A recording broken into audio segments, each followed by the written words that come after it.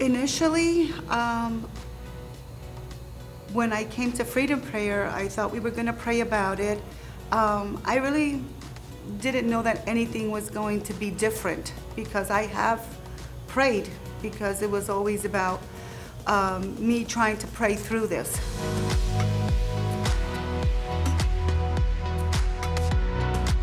During that prayer session, I want to use Pastor Juan's example of those bags, those garbage bags that were on my back, that through that prayer, I mean, the way that the Holy Spirit was moving, I just felt this lifting up. I just felt relief. I felt the comfort of the Holy Spirit taking that weight off of me. And I asked for forgiveness, because I was trying to do God's work, and all I had to do was let Him comfort me, let Him love me, let me know that there was nothing that He could not heal, nothing that He would not take care of. I was filled, and I felt, literally when Sister Debbie said,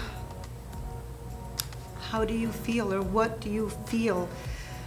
I felt relief, but I also felt Him saying, "Come closer."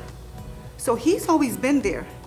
We pull away for whatever reason, whether it's complacency or whether it's work or problems. We move away, but He's always there.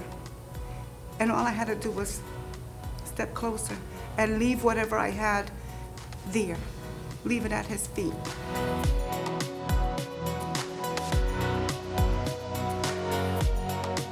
Once I felt that healing, and I felt that I was able to move on, I was able to, how should I say, speak without anything behind it. Speak openly, you know. Exactly, you know. It was like, okay, now I don't have to worry about that. That's taken care of. So because I was no longer struggling, I was able to speak about God's love. I was able to, because I experienced it. Not just heard about it, not just read about it, but I experienced it. I felt it, you know. It's very different. I can explain something to you, but until you go through it, until you experience it, you know, you're probably not gonna know exactly what I'm saying. But it was something that I felt, that I experienced. Any opportunity that I get, you know, I want to show God's love. I want to go out there and tell others, do you know Him? Do you know Him? Do you really know Him? Because you know about God. But let me invite you to know Him, because He is there for you. He is so real that until you feel that, you're not going to know it. And I want to share that. I want to share that. And I've shared it with my son more freely.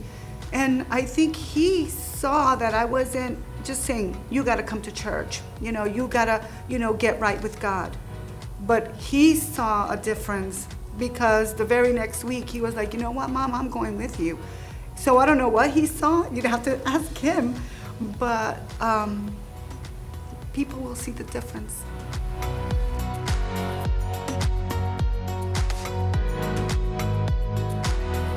What I would say to other fellow Christians, and what I have said to other fellow Christians since then, is we get comfortable. We believe that we're doing what we're supposed to do. We go to church, you know, we participate in you know, programs. But I think that complacency is one of the devil's tricks, because we don't feel alive anymore. We're just going through the motions. What I would say to them is, let God truly love you. Let God truly comfort you. Let God in for real. You know, seek Him, because He's there. He's in your house. He's, you know, in your car. Talk to Him. Call out to Him and listen and feel. I just felt Him.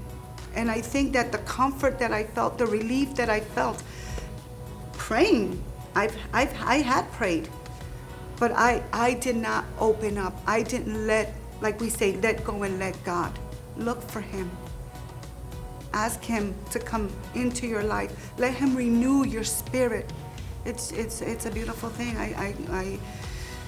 I go home, you know, my mom had prayer over her knee 2 days ago.